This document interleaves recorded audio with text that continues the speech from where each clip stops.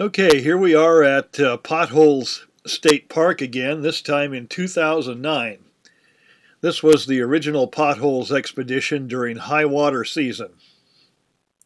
We have the usual crew consisting of Tama and Barb, plus Lee and myself.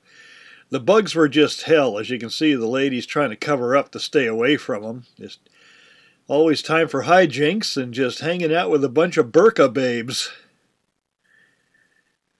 This is looking from the boat ramp on the first morning. This is the main part of the lake looking south down towards O'Sullivan Dam. Not the part of the lake we want to kayak in, though. Okay, here we are up at the north end of the lake, and for the first shot we're going to go out into the Crab Creek Channel, which had absolutely no water in it when we were there at low water season. It's an interesting area, and a lot of times you kind of paddle through a submerged forest. And there are lots of little channels just going off in all different directions through the submerged forest and the dunes. Going through one area of the forest in the Crab Creek area, we found a huge beaver lodge. I don't know exactly what they do when the water goes away towards the end of the summer. They probably just move out in the lake. And here we are landing on some of the dunes in the Crab Creek area, or the eastern arm of the lake. And they have a lot more vegetation than the dunes in the western arm. There's some trees and stuff for cover. And the bugs were only bad in the park, probably because they sprinkle the lawns continuously. Out here they were fine. And it is legal to camp on these dunes anywhere you want to, because this is BLM land. And it might be a little bit nicer campsite in the spring because it does have some bush cover. The western dunes are pretty barren. And there you can see Tama and Barb just kind of looking things over, tramping around a bit. There was a lot of flowers still going in the early spring. I don't know what these red things are, but they were kind of pretty little fellas. And the plants of the eastern arm of the lake and the western part of the lake are absolutely completely different. Here's a little closer detail of the funny little red flowers, whatever they may be. And after a successful poke around in the Crab Creek Channel, we return to shore, and tomorrow we'll go over and try something completely different. Go back to camp for the night. I've got my squirt bottle and I'm spraying water in the campfire. The reason I'm doing that is not to put it out. I'm trying to make it burn smoky to keep the doggone bugs away. They were just vicious around the state park. You can see Barb sitting in a cloud of smoke, sniffing smoke and hoping like heck it keeps the bugs away from her. You do what you have to do. This is launching right straight at the park. The boat ramp is on the rocky promontory that was built up over there, but water was all the way up, so we just decided to launch right there at the picnic area. And we're going up the French Hills Wasteway, where there was nothing but a waterfall at low water season. It's really a pretty trip up in there. Lots of trees and birds and all kind of wildlife, and you can go back up in there quite a long ways. There were a couple of guys up in there fishing for smallmouth bass. I don't know if they got anything or not, but you can't do that. And here's the next few photos of us poking around in the submerged forest. There's submerged forest right by the park, and there is also some in the Crab Creek area and some in the Job Corps Dike area, and it's kind of strange to go paddling through all these trees. And once again, it's like a maze in there. Freshwater bass fishermen call this bustin' brush. Which way you going? Kind of a square dance or bumper boats or something. Usual organized state of affairs.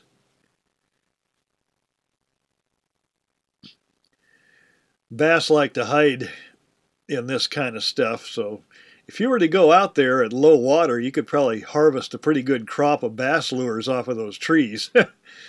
The first rule of bass fishing is if you're going to use it, you're going to lose it.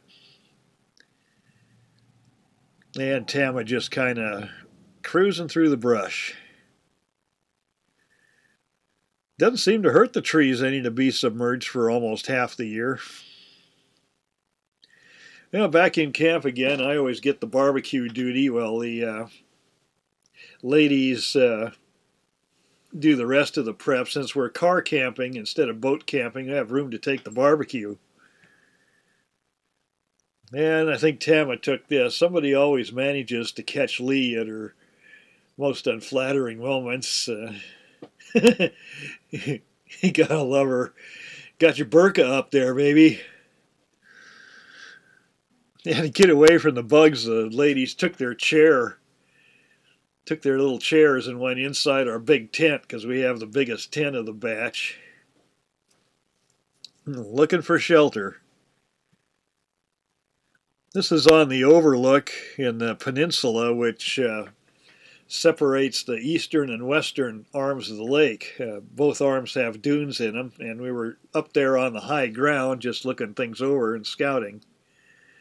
This is the western dune area, where you would launch out the Job Corps dike to get out there, and a lot of people actually go out and camp on these dunes. And once again, that is perfectly legal in the BLM lands. Here we are putting in at the Job Corps dike. You may remember this picture from the previous pothole show. And we're getting ready to go out to the dunes. This is the first landfall on a dune. And now what you'll notice from the previous pothole show that all of the big sandy beach is missing. It's all covered up. The water's all the way up to the max at the vegetation's edge. And here's the ladies kind of tramping around on a big dune. And once again, it is legal to camp here. There are no facilities, so bring yourself a shovel. Here's a really nice campsite. You can see the remains of a campfire down there, and if you get down behind the high point of the dunes, you do have some shelter from the wind. It could be pretty miserable if it gets windy. And another picture of the heart of the dunes from up on the high point of a dune, which is not very high.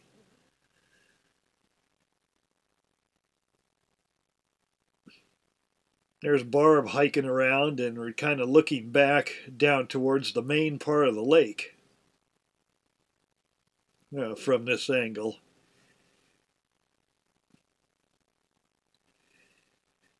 And this is typical of the really nice campsites.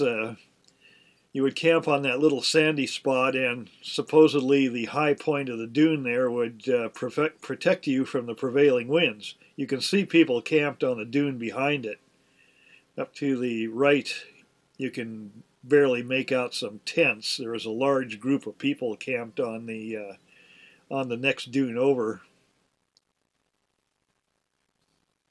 And this is a telephoto shot. You can see a couple power boats in there, and a rather large group of people up there just enjoying the sun and having fun. Camping out there could be miserable if the wind blows, because you're really going to get it, and it does blow there. There's the ladies in the sheltered area, just basking in the sunlight out of the breeze, which is a good thing to do. Here they are, the sirens of the dunes, just soaking up some rays.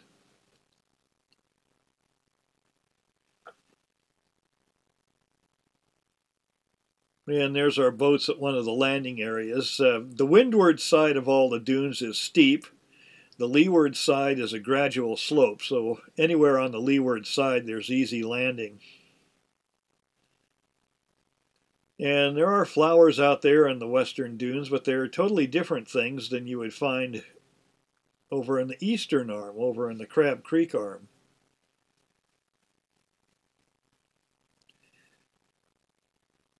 And there's the ladies paddling along the windward side of one of the dunes, and you can see the windward sides are really quite steep.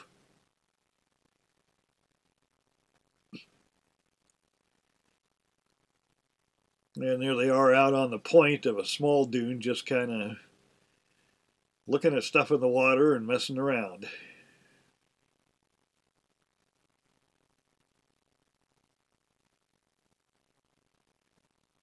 There's a little bit bigger shot. It gives a little more perspective of the situation.